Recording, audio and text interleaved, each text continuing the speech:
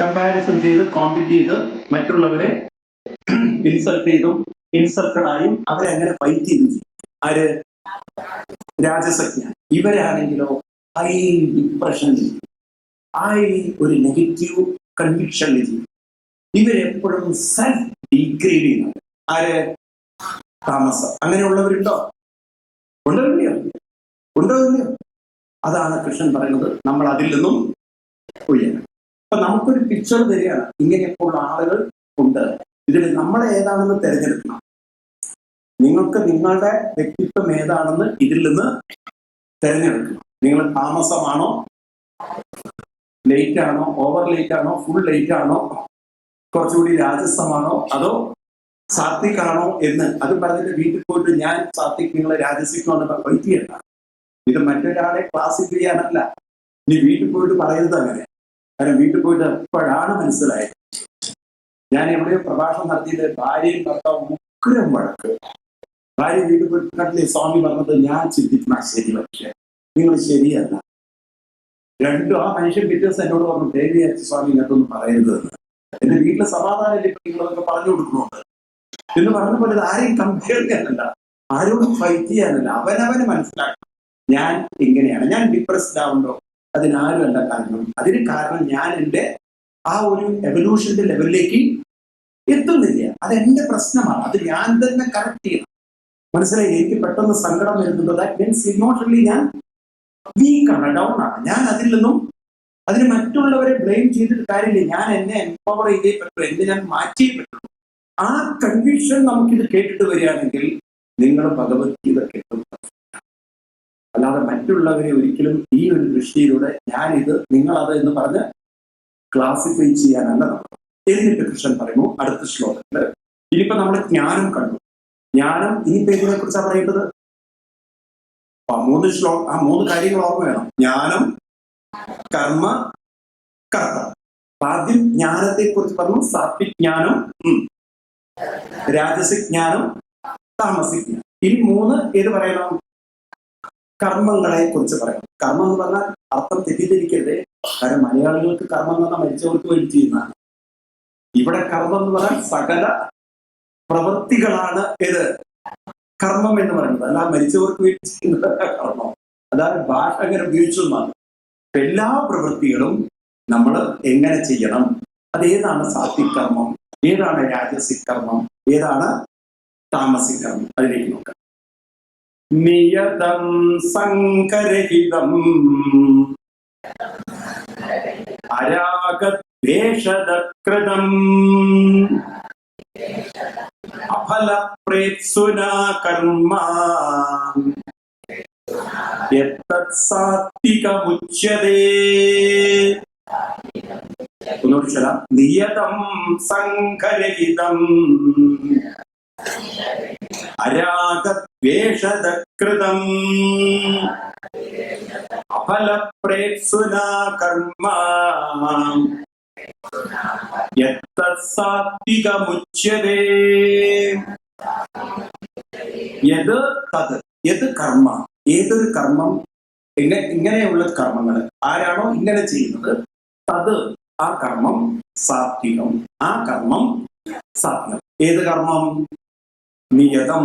നിയതം എന്ന് പറഞ്ഞാൽ ഒരാള് ചെയ്യേണ്ടതായ റെസ്പോൺസിബിലിറ്റിയുടെ പേരാണ് നിയതം. അപ്പൊ അതിൽ നിത്യകർമ്മവും ഉണ്ട്. ഒരാളുടെ റെസ്പോൺസിബിലിറ്റി അണ്ടർടേക്ക് ചെയ്യുന്ന ഏത് റെസ്പോൺസിബിലിറ്റി, കല്യാണം കഴിഞ്ഞാൽ ഭാര്യ ഭർത്തൃ ബന്ധം ഒരു അണ്ടർടേക്ക് ചെയ്യും ആണോ? ഒരു ജോലി എടുത്തു കഴിഞ്ഞാൽ ആ ജോലി നമ്മൾ റെസ്പോൺസിബിൾ ആണ്, നമ്മൾ അണ്ടർടേക്ക് ചെയ്യുന്നത്. എന്തൊക്കെ നമ്മൾ അണ്ടർടേക്ക് ചെയ്തിട്ടുണ്ടോ അതിന്റെ പേരാണ് നിയതം. അപ്പൊ നിയതമായ എല്ലാ കർമ്മങ്ങളെയും ആരാണോ സംഗരഹിതം. സംഗരഹിതം, ആ വാക്കുകളൊക്കെ വളരെ ശ്രദ്ധിക്കണം. സംഗരഹിതം എന്ന് പറഞ്ഞാൽ കർമ്മത്തോട് സംഘമല്ല. ആ കർമ്മം ചെയ്യുന്ന സമയത്ത് ആരുടെ മൈൻഡിലാണോ പ്രത്യേകിച്ചൊരു ഫ്രസ്ട്രേഷനോ ഡിസ്റ്റർബൻസോ ഇല്ല. അതായത് മൈൻഡ് വളരെ റിലാക്സ് ചെയ്ത്, വളരെ റിലാക്സ് ചെയ്ത്, ഒരു തരത്തിലുള്ള ഡിസ്റ്റർബൻസും ഇല്ലാതെ അരാഗദ്വേഷതകൃതം, രാഗവുമില്ല ദ്വേഷവുമില്ല. അതായത് ഓവർ എക്സൈറ്റഡുമല്ല, ഓവർ അതിനോടൊരു ദ്വേഷവുമില്ല. അതായത് നമ്മളെ സംബന്ധിച്ച് we are not looking to the others comment, others opinion, others appreciation, looking just into the action. ഒരു സാത്വിക് ഫെലോ എപ്പോഴും നോക്കുന്നത് എൻവയറമെന്റിലേക്കല്ല, അവർ നോക്കുന്നത് തൻ്റെ വർക്കിലേക്ക്. വളരെ ശ്രദ്ധിക്കണം. ഇപ്പം നമ്മുടെ ഒരു വർക്ക് ഏരിയ ഉണ്ട്, ഒരാൾ ബോസ് വളരെ കോൺസ്റ്റന്റ്ലി ഒരാളെ വല്ലാതെ ക്രിട്ടിസൈസ് ചെയ്ത് അത് വർക്കിനെ ബാധിക്കുമോ? ഇനിയിപ്പോ വീട്ടില് ഹസ്ബൻഡ് എപ്പോഴും വെച്ചതിന് മുഴുവൻ കുറ്റം പറയുകയാണെങ്കിൽ പിന്നെ ഭാര്യ വെക്കും എന്ത് ബഹളം? അത് ഭക്ഷണത്തെ ബാധിക്കുമോ? പറയൂ, ബാധിക്കും. ഒരു സാത്വിക് മൈൻഡുള്ള ആള് അവരെ അത് ബാധിക്കും. കാരണം സാത്വിക് മൈൻഡുള്ള ഒരാൾ ഒരിക്കലും മറ്റുള്ളവരുടെ ഒപ്പീനിയൻ അനുസരിച്ചല്ല വർക്ക് ചെയ്യും. അവരുടെ വർക്കിലേക്ക് ഞാൻ റെസ്പോൺസിബിൾ ആണ്, ഞാനിത് ഏറ്റെടുത്തിരിക്കുകയാണ്, അതുകൊണ്ട് ഞാൻ അത് ഭംഗിയാക്കി. അപ്പൊ മറ്റുള്ളവരെന്ത് പറഞ്ഞു, മറ്റുള്ളവരെന്ത് കമന്റ് പാസ്സാക്കി എന്നതിലേക്ക് മൈൻഡ് പോകുന്ന ആളുകൾ സാത്വിക് മൈൻഡ് ഉള്ളവർ അല്ല. അപ്പൊ സാത്വിക് മൈൻഡ് ഉള്ളവരുടെ, ശ്രദ്ധിക്കണം, സാത്വിക് മൈൻഡ് ഉള്ളവരുടെ ബ്രെയിൻ അല്ലെങ്കിൽ മൈൻഡ് എവിടെയാണ്? മറ്റുള്ളവരുടെ വായിലല്ല, തൻ്റെ വർക്കിലാണ്. തൻ്റെ വർക്കിൽ കോൺസെൻട്രേറ്റ് ചെയ്ത് ആ വർക്കിനെ ഭംഗിയാക്കി ചെയ്യാൻ കഴിയുന്ന മൈൻഡ് ഡെവലപ്പ് ചെയ്ത ആളുകളെ വിളിക്കുന്ന പേരാണ്, അല്ലെങ്കിൽ അവരുടെ വർക്കിനെ വിളിക്കുന്ന പേരാണ് സാത്വിക. എളുപ്പാണോ? ആർക്കെങ്കിലും കിട്ടിയിട്ടുണ്ടോ? ജാക്ക്പോട്ട് കിട്ടിയിട്ടുണ്ടോ? ഈ സാധനം കിട്ടിയിട്ടുണ്ടോ? ഏതൊരു സിനിമയിൽ ഈ സാധനം കയ്യിലുണ്ടോ എന്ന് ഉണ്ടോ? ഇത് എളുപ്പമാണോ? എവിടെ നോക്കൂ നിങ്ങൾ. അങ്ങനെ ഒരു മൈൻഡ് നമുക്ക് ഡെവലപ്പ് ചെയ്യാം. എങ്ങനെയുള്ള ഒരു mind? Not looking around, not looking to somebody's comment, not getting lost in somebody's negative comment. ഒരാളുടെ അപ്രീഷിയേഷനും അതിന് വീഴാതെ അവരവരുടെ, നിങ്ങൾ ആലോചിച്ചു, ഭാര്യയും ഭർത്താവും ഭയങ്കര ശ്രദ്ധ വീട്ടും, എന്നിട്ടും ഭാര്യ നല്ല ഫുഡ് ഉണ്ടാക്കി അവര്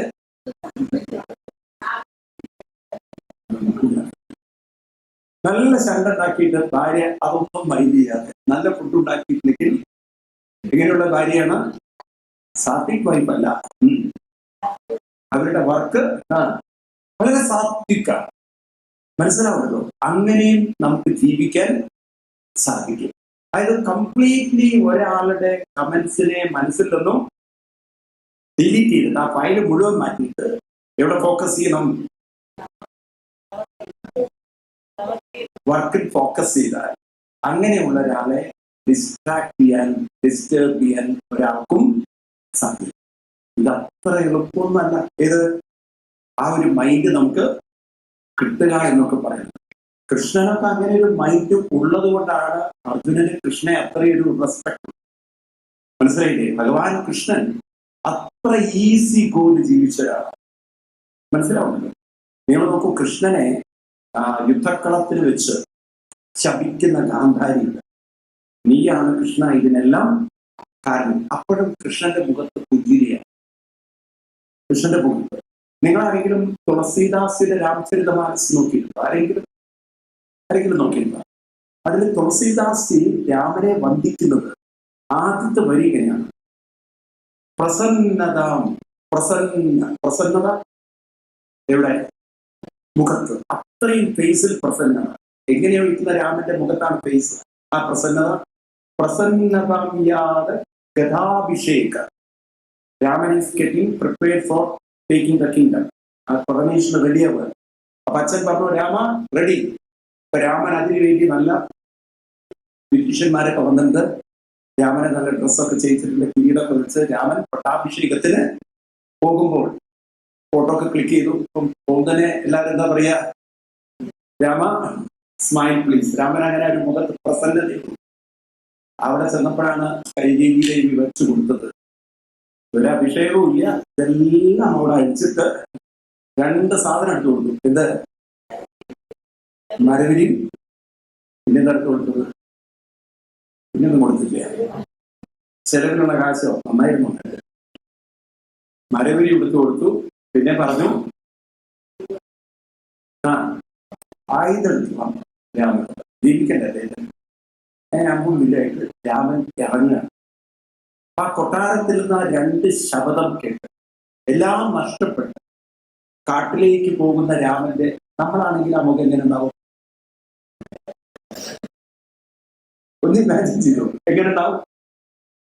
ഇവിടെ അദ്ദേഹം പറയുകയാണ്, പ്രസന്നതാമ്യാന കഥാഭിഷേക പ്രധാനമംബ്രേ വനവാസ മുഖാംബുജശ്രീരഘുനന്ദനസ്യ. അങ്ങനെയുള്ള രാമന്റെ മുഖാംബുജം എന്റെ ഹൃദയത്തിലാണ് ഇരിക്കട്ടെ. ഒരു പാവാണ്. രാജ്യഭരണത്തിലേക്ക് പോകുമ്പോഴും കാട്ടിലേക്ക് പോകുമ്പോഴും രാമന്റെ മുഖത്തിന് യാതൊരു ഭാവവ്യത്യാസവും ഇല്ലാത്തൊരു മൈൻഡ് ഡെവലപ്പ് ചെയ്യാൻ സാധിച്ച അങ്ങനെയുള്ളവരാണ് നമ്മുടെ അവതാര പുരുഷൻ. അത് തന്നെയാണ് കൃഷ്ണൻ സാധിച്ചത്. ഗാന്ധാരി അമ്മ പെട്ടെന്ന് ഇങ്ങനെ കുരുങ്ങാണ്. അവരെ കണ്ടില്ലേ ദുര്യോധനോട് ചെയ്ത ക്രൂരത എന്താണ്? എന്നിട്ട് പറഞ്ഞു, നീയാണ് ഇതിനെല്ലാം കാരണം. കൊടുത്തു 36 വർഷം കഴിഞ്ഞ് കുലം നശിക്കും. വിഷമം വെരി ഗുഡ് അമ്മ, ഗുഡ് വർക്ക്. കാര്യം എന്തായാലും നശിക്കണം. അമ്മ പറഞ്ഞത് നടക്കട്ടെ, tata bye bye see U.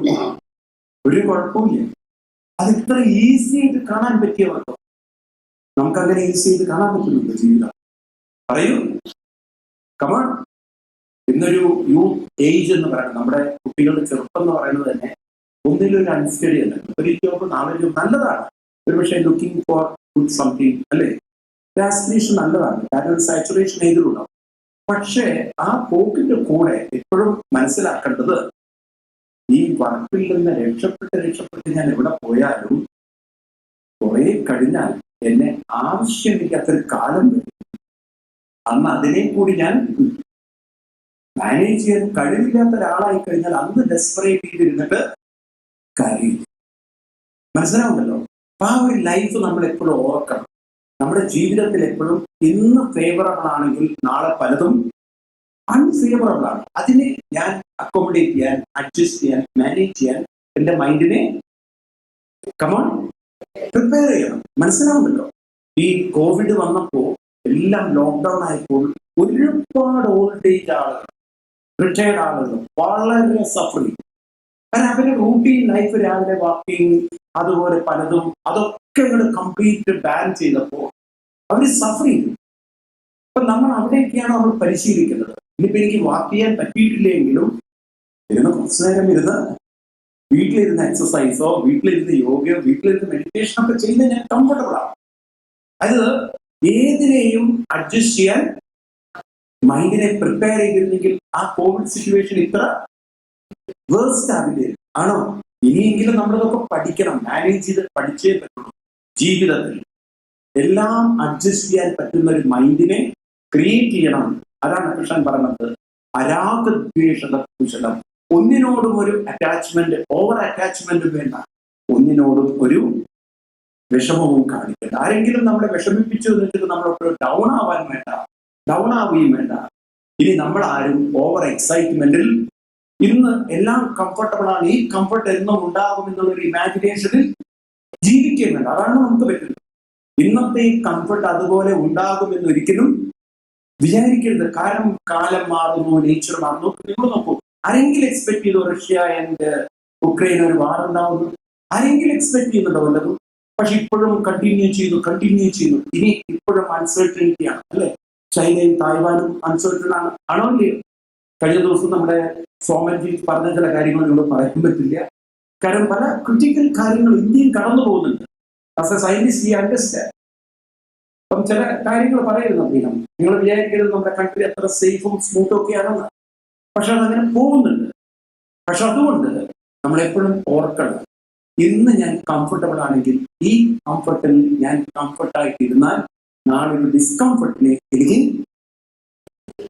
Come on face ചെയ്യാനോ അതിനെ മാനേജ് ചെയ്യാനോ എനിക്ക് പറ്റില്ല. അതുകൊണ്ടാണ് അരാഗദ്വേഷത, ആ വാക്ക് എപ്പോഴും ഓർക്കണം.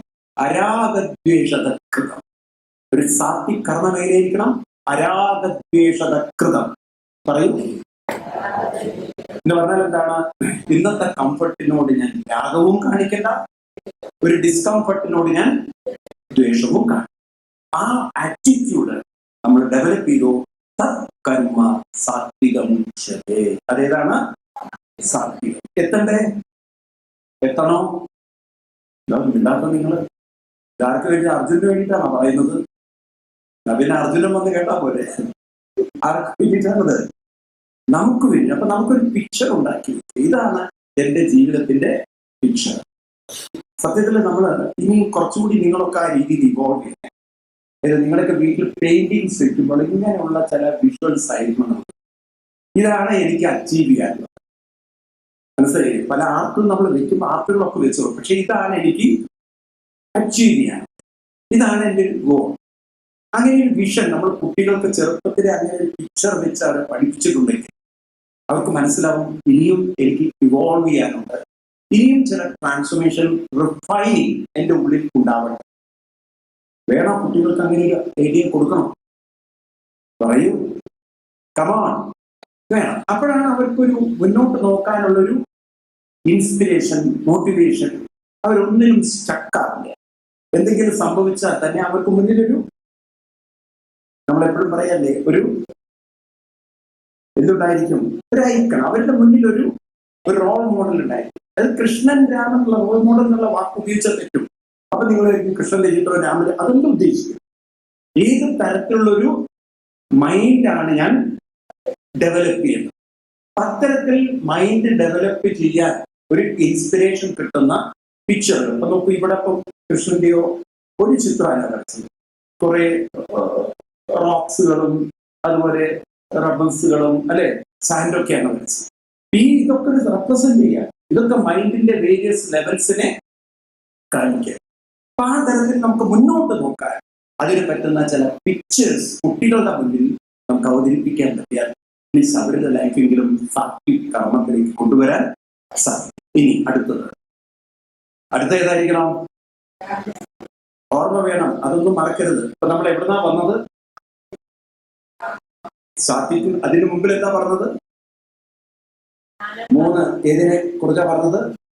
ജ്ഞാനത്തെ കുറിച്ച്. ഇപ്പൊ നമ്മൾ പറയുന്നത് കർമ്മത്തെ കുറിച്ച്. ഇനി അടുത്തത്, യത്തു കാമേപ്സുനാ കർമ്മ സാഹങ്കാരേണ വാ പുനഃ ക്രിയതേ ബഹുലായാസം തദ്രാജസമുദാഹൃതം. ഒന്നുകൂടി ചൊല്ലാം. യത്തു കാമേപ്സുനാ കർമ്മ സാഹങ്കാരേണ വാ പുനഃ ക്രിയതേ ബഹുലായാസം തദ്രാജസമുദാഹൃതം. ഒബ്വിയസ്ലി തത് രാജസം. ഇനി പറയാനുള്ളത് ഏതാണ്? രാജസം ഉദാഹൃതം. എങ്ങനെയാണ് രാജസം ആയിട്ടുള്ള ഒരാളുടെ കർമ്മം? അവര് കാമേത്സുന. എങ്ങനെയാണ് അവരുടെ പ്രവൃത്തി? കാമേത്സുന സാഹ അഹങ്കാരേണ കർമ്മ ക്രിയതേ. എങ്ങനെയൊക്കെയാണ്? കാമേത്സുന. കാമേത്സുന എന്ന് പറഞ്ഞു കഴിഞ്ഞാൽ അർത്ഥം, അവർക്ക് ഇഷ്ടപ്പെട്ട പ്രവൃത്തിയാണെങ്കിൽ അവര് അതിനോടൊരു എക്സൈറ്റഡ് ആയി. കാമേത്സുന, ഇത് എന്റെ ഒരു ഇഷ്ടപ്പെട്ടൊരു കാര്യമാണ്, ആ ഒരു ഇത് കാണിക്കവര്. അഹങ്കാരേണ, അതിൽ അവർക്ക് എന്തുണ്ടാവും? അഹങ്കാരവും കാണിക്കും. പിന്നെ ബഹുലായാസം, ഇനി അവർക്ക് അത്ര ഇൻട്രസ്റ്റഡ് അല്ലെങ്കിൽ മെന്റലി വളരെ ആയാസം എന്ന് വെച്ചാൽ വളരെ ഡിസ്റ്റർബ്ഡ് ആയിട്ട് ചെയ്യേണ്ടതാണ്, മാറി നിൽക്കാൻ പറ്റിയ ആ ഒരു ഡിസ്റ്റർബൻസോടുകൂടി ആര് പ്രവൃത്തികൾ ചെയ്യുന്നു, അത് രാജസം ഉദാഹരണം. ഇതൊക്കെ വളരെ നമുക്ക് ശരിക്കും പറഞ്ഞാൽ റിസർച്ച് ചെയ്യേണ്ട വിഷയങ്ങളാണ്. കാരണം നമ്മുടെ ഹെൽത്ത് എപ്പോഴും നമ്മുടെ മൈൻഡിന്റെ റിഫ്ലക്ഷൻസ് ആണ്. മൈൻഡിൽ എന്ത് തോട്ട്സുകൾ വരുന്നുണ്ടോ ഈ തോട്ട്സുകളാണ് അൾട്ടിമേറ്റ്ലി ഹെൽത്ത് ആയിട്ട് മാറുന്നത്.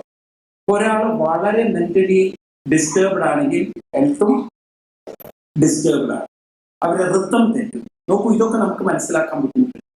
നമ്മുടെ പൾസ് നോർമലി നമ്മൾ ജീവിക്കുമ്പോൾ അത് എങ്ങനെയാണ്? ആ പൾസ് റേറ്റ്. നമ്മൾ വളരെ അപ്സെറ്റ് ആയിട്ടിരിക്കുമ്പോൾ അത് മാറും, ഹാർട്ട് ബീറ്റ് മാറും, ലങ്സിന്റെ സ്പീഡ് കൂടും, അതൊന്നും ഇല്ലാത്തത്. അപ്പൊ ഒബ്വിയസ്ലി അത് നമ്മുടെ ഹെൽത്തിനെ ബാധിക്കും. അപ്പൊ നോക്കൂ, നമ്മളെ കുട്ടികളില്ല, അതാണ് ഈ ഗീത പ്രത്യേകിച്ച് നമ്മൾ കുട്ടികൾക്ക് രാവിലെ സ്കൂളിലേക്ക് പോകുമ്പോൾ മിക്കവാറും കുട്ടികൾ വളരെ മെന്റലി ഡിസ്റ്റർബ്ഡ് ആയിട്ടാണ്. ഇപ്പൊ ചെറുപ്പത്തിലെ അവരുടെ ഹെൽത്തിനെ ഡിസോർഡർ ആക്കുന്ന ഒരു ലൈഫ് സ്റ്റൈലിലേക്ക് നമ്മൾ വന്നു. അതെങ്ങനെ അവരെ ഈസി ചെയ്ത് നമുക്ക് പറഞ്ഞയക്കാൻ പറ്റും? അപ്പൊ ആ ഈസി ആയിട്ട് പറഞ്ഞയക്കാൻ നമുക്കറിയാം, സിലബസ് മാറ്റാൻ പറ്റുമോ? അവിടുത്തെ ഫ്രണ്ട്സിനെ മാറ്റാൻ പറ്റും, സ്കൂളിലെ സറൗണ്ടിങ്സ് മാറ്റാൻ പറ്റും, എൻവയറമെന്റ് മാറ്റാൻ പറ്റുമോ? പറയൂ.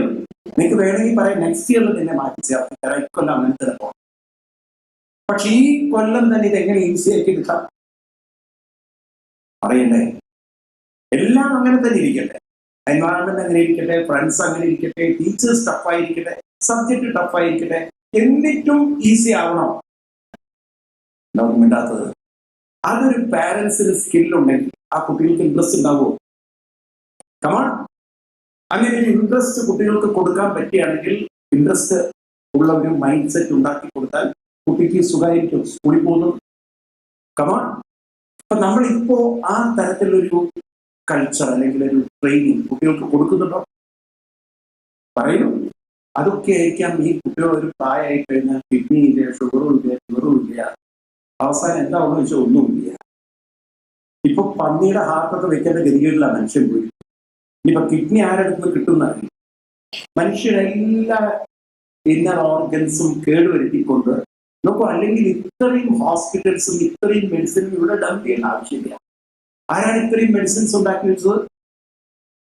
ഡോക്ടർമാരും ഈ ഫാർമസ്യൂട്ടിക്കൽ ഇൻഡസ്ട്രിയാണോ? നമുക്ക് ഡിമാൻഡ് ഉണ്ട്, നമുക്ക് ആവശ്യമുണ്ട്. ആണോ? നമുക്ക് ആവശ്യമില്ലെങ്കിലോ? കമാൺ. ആർക്കും ഇതിന്റെ ആവശ്യമില്ലെങ്കിലോ? ഇതിന്റെ പ്രൊഡക്ഷന്റെ ആവശ്യമില്ല. ഇതെന്തുകൊണ്ടാണ് പ്രൊഡ്യൂസ് ചെയ്യുന്നത്? കാരണം നിങ്ങളൊക്കെ ഒരു സെമി ഡോക്ടേഴ്സാണ്. പനി അടുത്തുകൂടെ പോകുമ്പോൾ 2 പാരാസിറ്റമോൾ, ഒരു ചെറിയൊരു പെയിൻ അടിക്കുമ്പോൾ 2, ഞാൻ പറയുന്നില്ല പേരുകൾ, പാവം പിള്ളേർ അതിന്റെ പിന്നാലെ. ഈ ഓരോ പേരുകൾ പറഞ്ഞപ്പോൾ ഒരു പിള്ളേർ പിന്നെ അത് തലയിലേക്ക് ഇതാണെങ്കിൽ ഇതിന് കാര്യങ്ങൾ അടിക്കുന്നത് അങ്ങനെ അടിക്കുന്നു. ഇങ്ങനെ മരുന്നിന് അടിമപ്പെട്ട് ആ തരത്തിലുള്ള ഒരു ലൈഫിലേക്ക് മനുഷ്യൻ പോകുന്നു. ശരിയാണോ?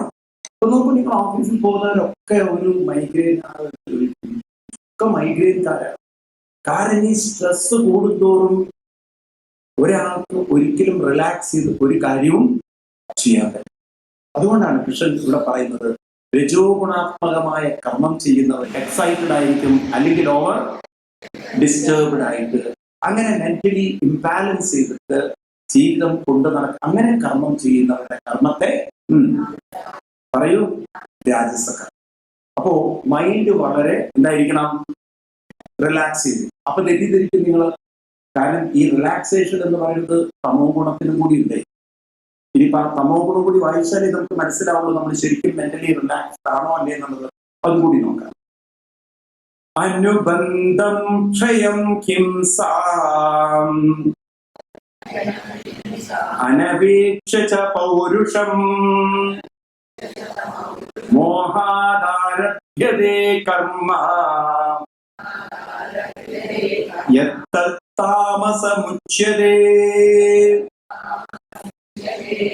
യത് കർമ്മ തത് താമസ കർമ്മം ഉച്യതേ. ഇങ്ങനെ ചെയ്യുന്ന കർമ്മത്തെ താമസ കർമ്മം എന്ന് പറയും. എന്താണ് താമസ കർമ്മം? അവിടെ മോഹാദ് ആരഭ്യതേ കർമ്മം. മോഹാദ് എന്ന് പറഞ്ഞു കഴിഞ്ഞാൽ മോഹം എന്ന് പറഞ്ഞു കഴിഞ്ഞാൽ മലയാളത്തിൽ മോഹം ഡിസയർ എന്നാണ്.